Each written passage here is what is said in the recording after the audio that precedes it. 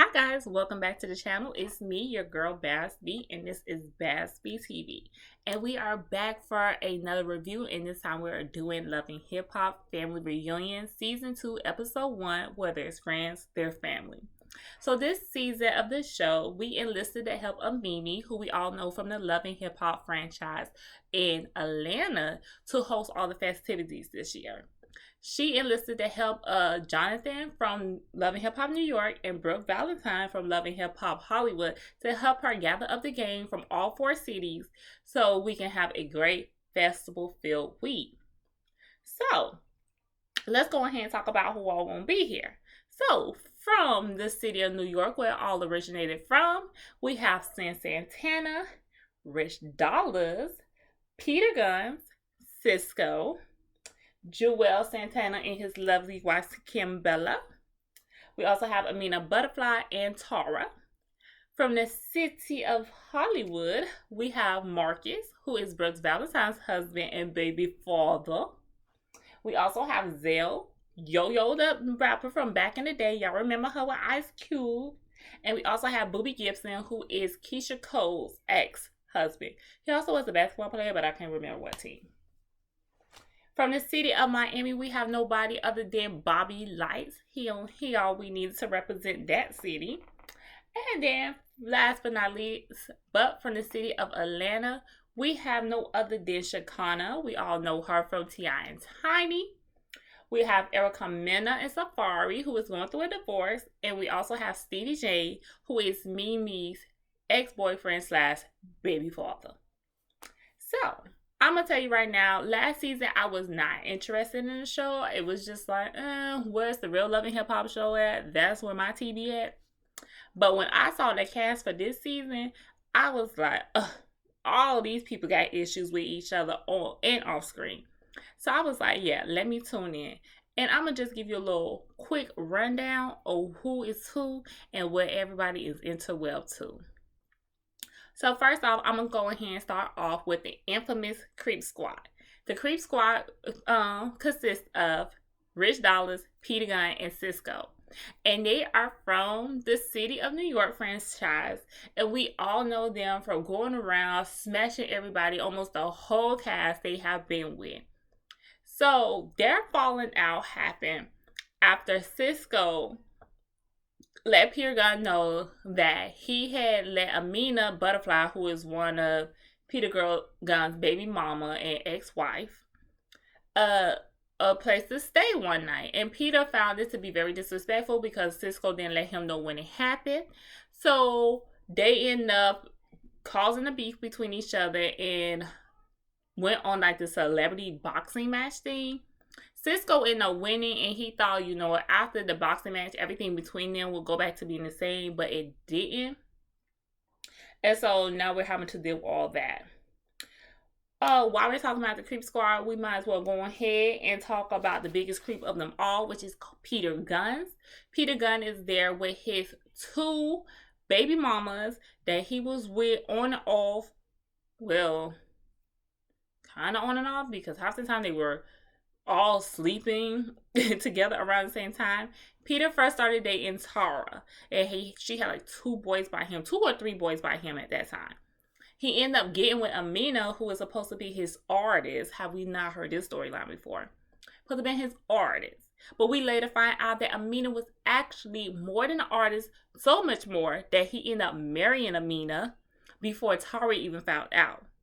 Amina and Tara went back and forth between who was going to be head baby mama of the year. So between pregnancies, abortions, more pregnancies, I guess eventually they all got tired of him and decided to leave for now. Then let's talk about the biggest scandalous person of all, Erica Mena. So this is Erica Mena's timeline. Erica Mena first started dating Rich Dollaz back in like season 3. After their short-lived romance and she feeling like he was not supporting her music career as he should, she went on to date Cyn. Cyn and Rich Dollaz had beef because of the fact that Erica was still working with Rich to pop off her music career, and Cyn did not trust it. But while saying I was on Rich, she should have been looking at other men in the industry because their relationship ended shortly after a very public kiss that Erica held with Bow Wow on the set of 106 & Park. So after that, they end up breaking up. Erica ends up marrying Bow Wow, and that was the end of their story.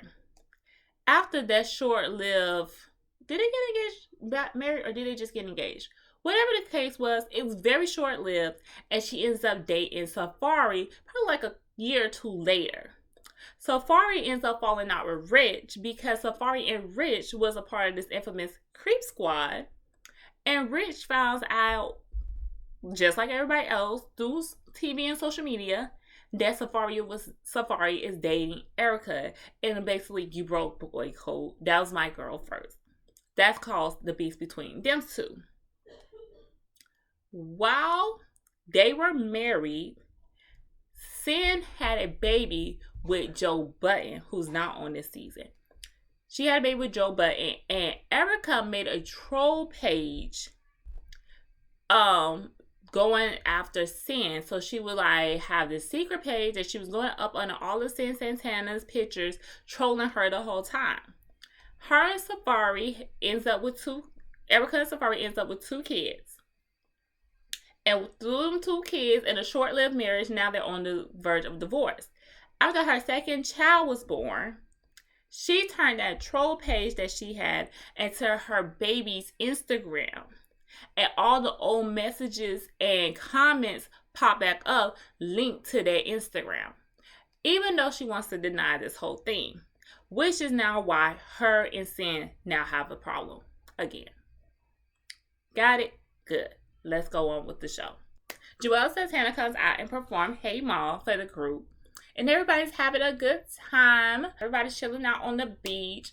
And we have Shekinah, who is starting to get annoyed by the Creep Squad, who's over there hawking and barking about the damn celebrity match and who won and who should have rightfully got the thing and them not being friends no more. And Shekinah is really just getting pissed off. One, she don't like the Creep Squad because she don't like what she has witnessed on TV. I mean, nobody did how they run through the girls on the show.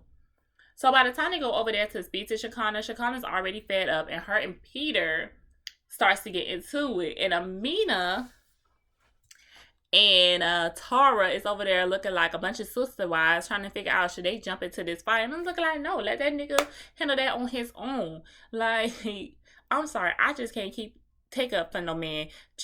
Father of my child, and I'm not taking up for no man that been doing me dirty all these goddamn years. Handle it. So them two was getting into it. Then we have Brooke, who's talking to Erica, and she just let Erica know that, hey, we did invite Safaree. And Erica's like, I'm 2 months postpartum. I'm dealing with depression. I was really looking for this to be a time that I got away from him and was able to clear my mind. Well, while them two was talking, Rich Dollaz done had a couple of drinks in him, and he feeling real wavy, and he seeing Erica, and I'm guessing he wants the old thing back. So we see them two almost like getting a little cozy. So everybody's like, okay now. One, Erica, don't run back to your ex. He's still a creep after all these years. And 2, she's still a married woman, but I feel like, hey, they're separated. I don't know if they're going to get back together, but they obviously not living with each other. Safaree's out doing his own thing. So if that girl want to, double back so her numbers don't go up, that's her business.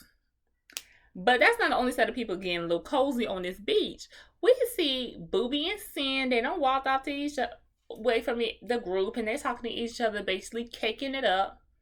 And we find out that these two have been jumping into each other's DMs throughout, the year, and they just figured this would be the perfect time for them to see where the relationship is going to go.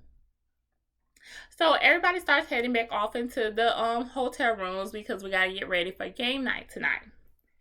So Jonathan goes ahead and invites Cisco up to the room because he's noticing like, hey, Cisco's not a part of the Creep Squad. They all came in at different times, and he just want to know what's going on. Cisco explains to him that ever since the whole thing with Amina, things. He has always been on the outs with them, but his whole problem is he has not been able to see his kids in the past 6 months. And we do know from previous season of Love and Hip Hop, him and his baby mama are really estranged, and she feel like he has done her wrong. So she really plays this game with him with those kids on when he can and when he cannot see them. All we know is what happens on TV, but as I feel, as I always say, I don't understand a woman who don't want the man to see his kids. If that man want to be around his kids, let that man be around his kids. Hell, get a break is how I be feeling. And he was just like, seeing them with their children and being able to see their kids whenever they want to really hurts him. So it's like a little stench of jealousy there, a part of the other bullcrap that goes on with those two. Peter and Rich are in another room, and Rich is just telling Peter, like, hey, like, I'm really not liking the fact that we're all not cool no more. It's not the same with him not being around. Can we please squash this? And Peter really not trying to hear it. And he was like, just so we don't have no issues tonight, I'm not coming to game night. Mimi, Erica, and Shekinah is in another room, and Erica is just expressing to them how she's not happy about the fact that Safaree was going to be there, and how she really thought this was going to be her time to get away and clear her mind. And Shekinah kind of like reiterates to them about her problem with Peter Gunz and how she's going to play nice, but she really don't like them. But the thing that had everybody up in arms is when Shekinah confronted Erica about that troll page, and she said, well, are you going to apologize? And Erica was like, apologize for what? And Shekinah was like, for the troll page. Like, it's your page. You have access to that page because now it's your baby's Instagram page. And Erica is just denying. And I was like, Erica, stop lying. If you wasn't the one behind the page, you know exactly who was behind that page. And you need to apologize, because how else did you end up with the same Instagram page that was the troll page for seeing? It does not add up. It's not making sense. Apologize, because you were dead wrong for that. So now we're all outside waiting for game night to start, and Bobby, Jonathan, and Sin is sitting around talking, and Bobby brings up the troll page, and she was like, yes, I know about the troll page. I remember it clearly. I know that it's now her baby page, but I have blocked the page, and I just don't even worry about it no more. And then Bobby goes into depth about why him and Erica are on the outskirts right now. Apparently, when Bobby was at a birthday party for Safaree, it really didn't add up too much why Erica sent a friend to the party to beat up Jonathan. But what we do know is that once the fight had happened and Bobby was posting all the pictures of him, his war rooms, Erica wrote under the message, tell me when to send the money, basically to her friend, let her know thank you for being a Bobby. But of course, Erica is denying that also. Well, guys, that's how the show pretty much ended. I'm going to stick around for it because I think it's going to be good. I hope you guys stick around for it. If you're wanting to know more of the messy drama behind all these people, make sure you continue to check out the channel and catch all them throwback recaps from the earlier seasons. And until next time, bye, guys.